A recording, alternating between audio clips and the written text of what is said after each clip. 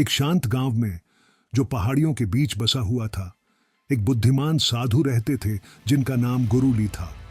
वे अपनी शांत स्वभाव और हर स्थिति में अच्छाई देखने की क्षमता के लिए प्रसिद्ध थे। दूर दूर से लोग उनकी सलाह लेने आते थे और वे हमेशा उन्हें एक गर्म मुस्कान के साथ स्वागत करते थे।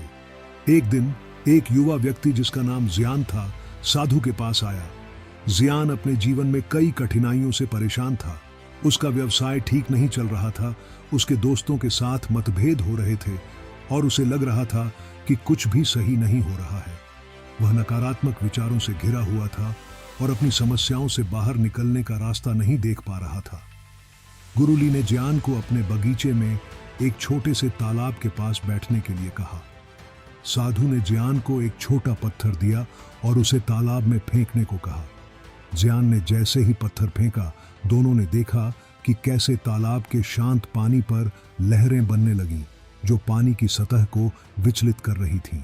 गुरुली ने कहा, यह पत्थर तुम्हारे नकारात्मक विचारों की तरह है।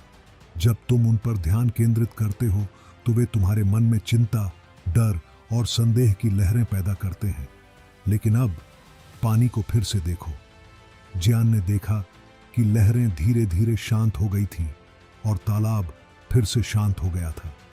तालाब अपनी शांत स्थिति में लौट आया है, गुरुली ने कहा। उसी तरह यदि तुम नकारात्मक विचारों को छोड़कर सकारात्मक विचारों को अपनाओगे तो तुम्हारा मन भी शांति पा सकता है। जियान ने ध्यान से सुना और महसूस किया कि उसके जीवन में जो कुछ गलत हो रहा था, उस पर लगातार ध्यान केंद्रित करने से चीजें और खराब हो रही थीं। उसने साधु से पूछा कि वह कैसे अधिक सकारात्मक सोच सकता है। गुरुली ने मुस्कुराते हुए 3 सरल अभ्यास बताए। 1. कृतज्ञता। हर दिन एक पल के लिए सोचो कि तुम किन चीजों के लिए आभारी हो।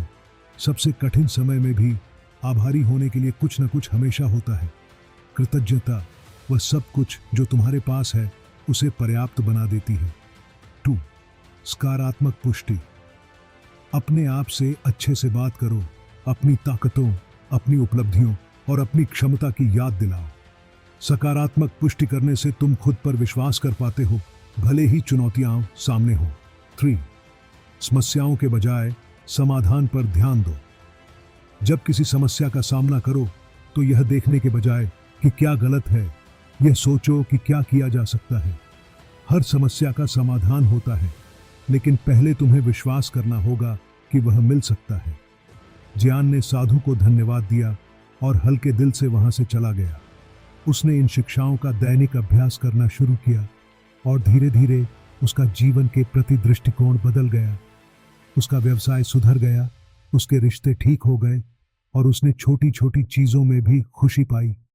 सकारात्मक सोच की शक्ति के माध्यम से जियान ने यह पाया कि उसके पास अपनी चुनौतियों को पार करने और एक खुशहाल, अधिक पूर्ण जीवन बनाने की शक्ति है। और इस तरह बुद्धिमान साधु की शिक्षाएं पूरे गांव में फैल गईं, जिससे कई लोगों को सकारात्मक सोच के माध्यम से शांति और खुशी पाने में मदद मिली।